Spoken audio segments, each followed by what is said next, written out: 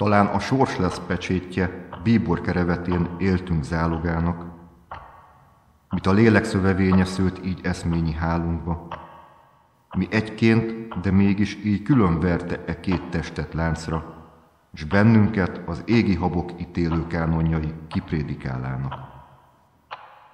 Talán az íródoboz lesz az a madár, fedélre zárt sasfiók, mi túszként pár sort szegez majd a szabadság ajtajára.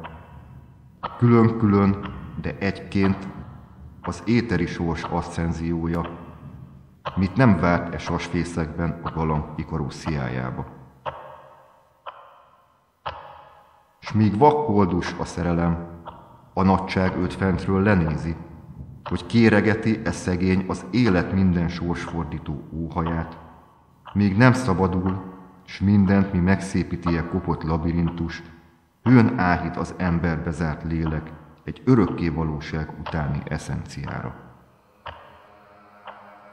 Mintha a mennyet már is ide kéretné maga elébe, kínjai hatalmában, s megteheti, mint ahogy ajándék a gyönyör pillanata a létben.